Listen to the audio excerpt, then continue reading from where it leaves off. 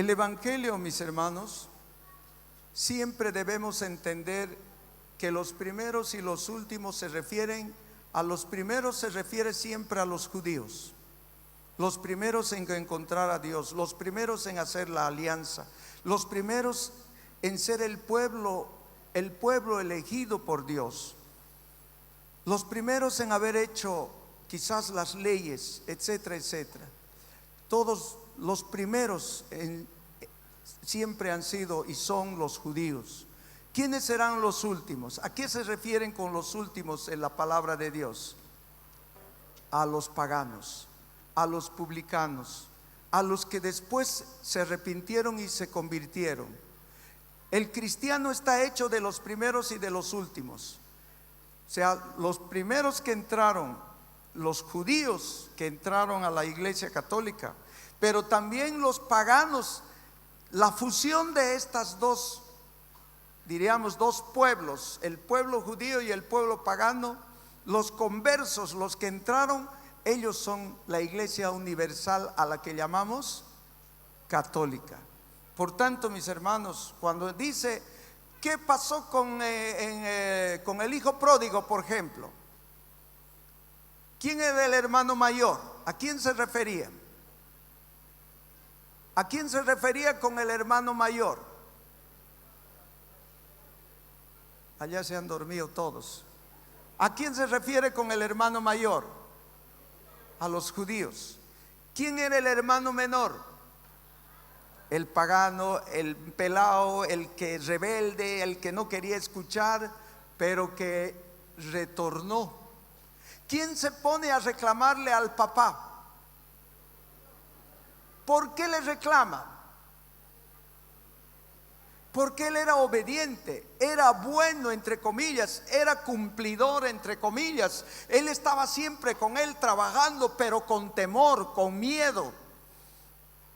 El mayor, el judío trabajador, el judío religioso, el judío cumplidor, el judío de las leyes era, pero un hombre temeroso, que no lo consideraba su papito.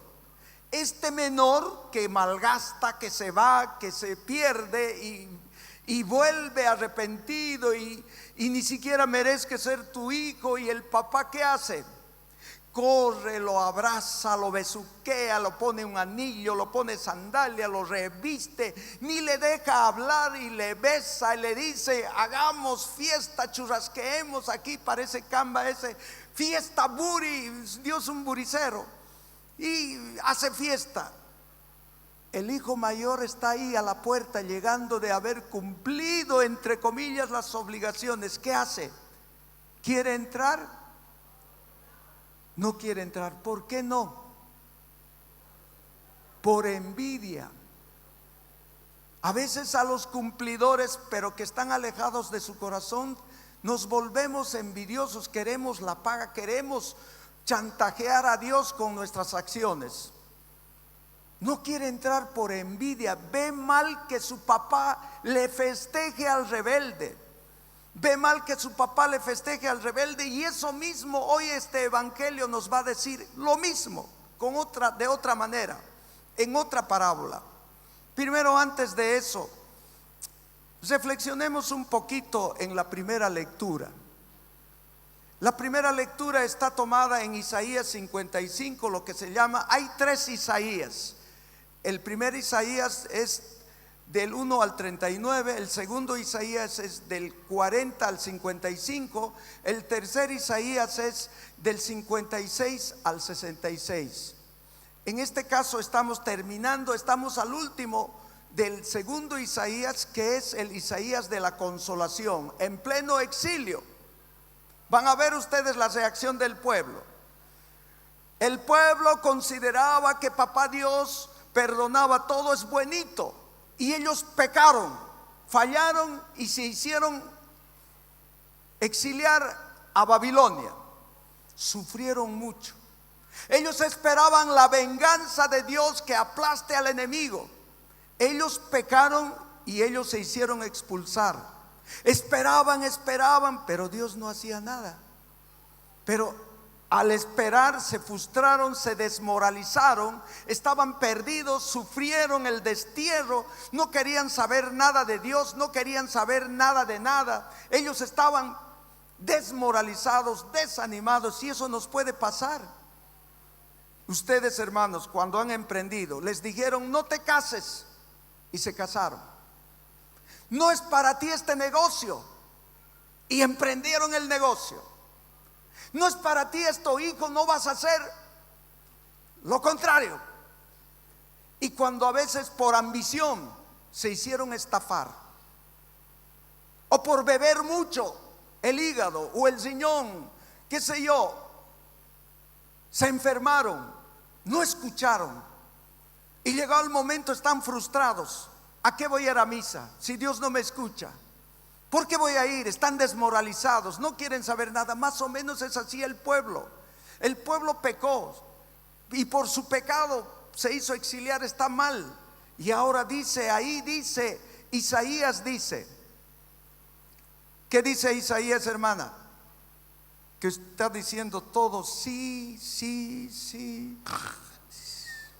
Parece que vino anoche a la vigilia. Isaías ahora va a entrar en acción, porque ve al pueblo, llama Dios a dos conversiones: a volver al pueblo, a Israel primero, o mejor dicho, primero a buscar a Dios en su corazón, a volver a buscar a Dios, a volver a encontrarse con este Dios que ellos habían abandonado, que ellos se habían frustrado, que ya no querían saber nada de Dios. Y segundo, a volver a Israel para dar culto. Por eso dice: busquen al Señor mientras se deja encontrar, llámenlo mientras esté cerca. Que el malvado abandone su camino y el perverso sus pensamientos. Es decir, cuando nosotros caemos, cuando nosotros pecamos, cuando nosotros estamos mal, ¿qué hay que hacer? Buscar al Señor. No el culto todavía. No se trata de correr a dar gracias, a alabar. No, primero aquí adentro tenemos que buscar. El culto vendrá después, las alabanzas vendrán después, el dar gloria vendrá después. Pero primero es la conversión de corazón y de mente. Así como dijo el salmista, cuando el pecador se convierte, el salmista es un converso que ya descubrió a Dios. Dice: día tras día te bendeciré y alabaré tu nombre. Grande es el Señor. Cuando uno ya descubre a Dios, uno puede ya encontrar esa paz que busca. A eso está animando el profeta Isaías, el consuelo a su pueblo. Todavía no voy a entrar a la segunda lectura de Pablo. Vayámonos al Evangelio. Todos se han trasnochado por lo visto. Levanten la mano los que estaban en la vigilia. Algunos no levantan la mano ya. Está bien, duérmanse si quieren. Yo predico y si ustedes quieren dormirse no tengo ningún problema. Miren cómo era la mentalidad judía. Antes de la lectura que hemos leído, esa parábola sobre el dueño que sale a buscar trabajadores, ya Pedro se sorprende cuando el Señor le invitó al joven rico a ser parte de su grupo. El rico no acepta y va a decir: es muy difícil que el rico entre en el reino de los cielos. Y Pedro va a saltar ahí, va a decir: nosotros que lo hemos dejado todo, ¿qué vamos a recibir? Miren cómo Pedro ya estaba pensando en la paga. El Pedro de antes siempre era pues un cabeza durita. Pensaba ya en la paga. Pensaba qué va a recibir. Textual dice: mira, nosotros hemos dejado todo y te hemos seguido. ¿Qué será de nosotros? ¿Qué vamos a recibir? Está pensando en la paga.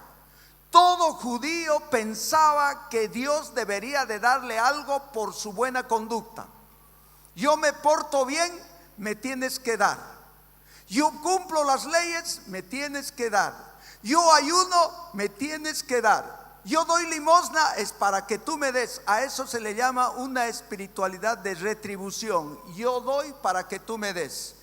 La concepción judía a modo humano era: el Dios da a los buenos y castiga a los malos. Esa era la visión. Pero la ley y la mentalidad de Dios está fuera de sí. No es esa. Por tanto, ya Pedro le está reclamando al Señor, diciéndole: ¿qué nos va a tocar? Y el Señor le va a decir: la vida eterna. Ustedes van a recibir 100 por 1. Cuando les digan a alguien a ustedes que Dios les pague 100 por 1, no es para esta vida, es para la otra. Esta vida no recibimos 100 por 1. Esta vida ya lo hemos recibido. Ya lo hemos recibido y el Señor nos ha pagado. El Señor ha pagado ¿con qué? Con su muerte en la cruz. Con su muerte en la cruz. Dios ya lo ha pagado. Y por tanto, 2 puntitos. No me quiero alargar, están cansados y yo también estoy cansado, y así que vámonos rápido. Aquí hay 4 grupos que el Señor sale a llamar. Este hacendado, este propietario de la viña que sale a buscar trabajadores, tratea con 3 grupos menos con el último. ¿Cuánto era el trato? Un denario, ¿cuánto era? Un jornal, 150 bolivianos. ¿Cuánto es un jornal? Acá, dependiendo, ¿no? Si es para la tierra, 120, 130. Si es albañilería, es un maestro, un maestrito de los buenos, 150, contramaestra, etc. Pero un jornal es más o menos un 140, 150. Ese era el trato. El trato era que tú vas a ir a este jornal. He querido investigar más o menos qué simbolizaba. El jornal para mí simboliza la salvación, el don de Dios.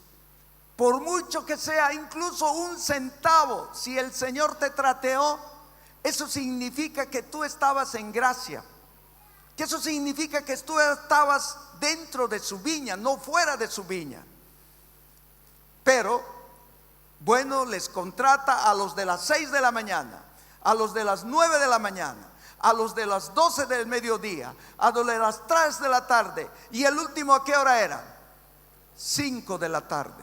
Faltaba, ¿y a qué hora cierra el trato? ¿A qué hora? De 6 a 6 era la hora de trabajo. 1 horita para llamarlos.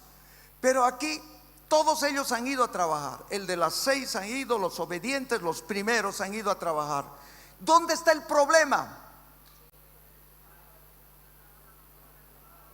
¿Dónde estaba el problema? En el momento del pago. ¿Por qué el Señor empieza pagando a los últimos? Aquí hay una lógica. Es querer interpelar, es querer provocar el evangelio. ¿Por qué les paga a los últimos? Él no se podía hacer ningún problema si primerito le pagaba a los primeros, se iban, y al último a los otros, aunque sea el doble, el triple. Y les paga lo mismo, pero hace cosa, invierte la cosa para que los primeros renieguen de alguna manera, para descubrirlos lo que estaba en su corazón, la envidia. Primero se acercan los últimos y les da un denario. Han trabajado 1 hora, 3 horas, 5 horas, 6 horas, 8 horas, y los otros han trabajado 12 horas. Por tanto, mis hermanos, aquí hay 2 problemas. Primero, ellos creen que Dios es injusto. ¿Dios era injusto? ¿Por qué no? ¿Por qué no es injusto? Humanamente viendo, es injusto. Estos han trabajado más y estos sinvergüenzas lo mismo han recibido. ¿Qué haríamos nosotros si ustedes han llevado a alguien? Hasta yo, siendo un sinvergüenza, diría: bueno, estos han trabajado, les aumentaré más para su coquita, les daré más para, bueno, un mogonchinchi que se tomen, y para su pasaje más. Si les he contratado 150 desde la mañanita, por conciencia diríamos, ¿no ve? Le doy, ¿cuánto más le daríamos? 50 más, ¿no? Y a los últimos, ¿cuánto le daríamos? 50 pesitos, ya. Y los otros se van a ir felices.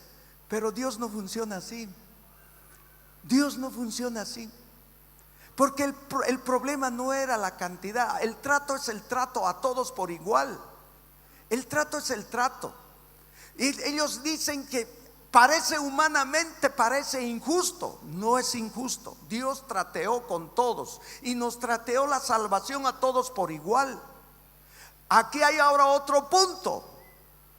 Otro autor dice aquí, al fariseo se lo conoce bien. Es un ataque de alguna manera a la clase alta de los judíos, que se creían puros, que se creían justos, que se creían que ellos eran los que merecían, los que no se podían juntar con la chusma, los que no podían estar con los pecadores, porque ellos se creían los que eran de la alta nobleza. Para Dios no hay privilegios, para Dios no hay billetera, no hay apellido, no hay ojos bonitos, no hay que sean de raza aria, choquito, blancón, buenito. No, para Dios eso no funciona, solo funciona eso en nosotros. Para Dios, Dios mira, es daltónico, no hay colores, Dios no mira con colores, solo blanco y negro, punto final para Él, o puro blanco o puro negro.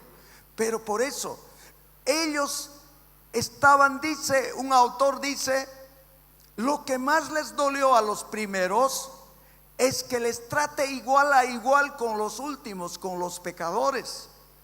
Los justos, entre comillas, no quieren ser comparados con los mismos pecadores. ¿Se están dando cuenta de lo que estoy diciendo? Si quieren, duerman, sé que me importa. Así dice el Señor, no, mentira. En ese tiempo el Señor criticó a los judíos. En este tiempo nos puede criticar a nosotros, a los católicos que nos creemos, como dicen, culo en talco, en talcao, que se cree que es de la nobleza, que porque sirve, que porque viene todas las mañanas, porque no se mete con nadie, como caballo cochero de la misa a su casa y solo alabando, no escucha música mundana, ni siquiera se toma un vinito, nada, todo ok, como que cree que él tiene méritos. Para Dios no funciona eso. Por tanto, mis hermanos, tenemos que entender la clave. La clave está en Pablo. La clave está en Pablo. Pablo, pecadorcísimo, perseguidor, asesino, alguien que fue una lacra, que persiguió, mató cristianos. Su conversión.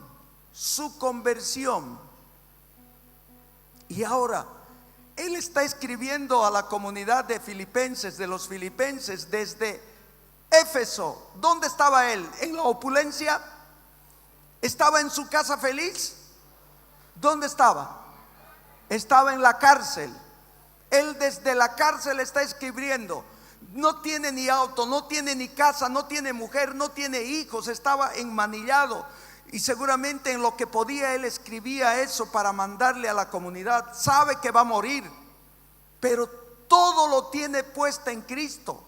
Él es la clave para interpretar este evangelio. El ideal de cristiano tiene que ser como Pablo, que lo deja todo por Cristo. Su ganancia es Cristo, no pide paga. La única paga que pide él es el mérito de descansar en Cristo, de morirse ya.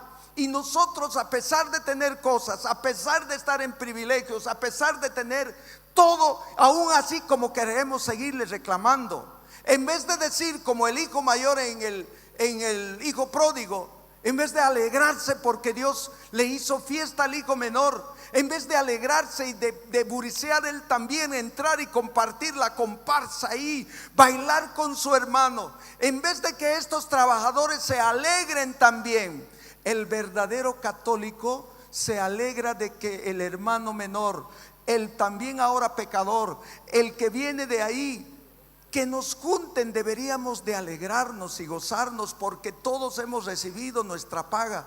Por ser tal vez envidiosos, por mirar mal la bondad de Dios, tal vez nos podemos condenar. Por eso no condenemos a nadie. Nuestro trabajo, gracias a Dios, los carismáticos, no muchos, pocos han entendido eso. Quieren servir y servir y servir. No piden nada, buscan gente, quieren convertirlos. De eso se trata, al igual que Pablo, descubrir a Dios, su bondad, alegrarnos con el que se convierte, no envidiarlos, no decir: ¿a qué voy a ir a misa si esa chusma está a mi lado? Yo me merezco más. ¿Para qué voy a ir a misa? Porque me va mal. No, hermanos, Dios es el que va a poner la justa medida. Él es el que nos va a dar a cada cual lo que nos corresponde.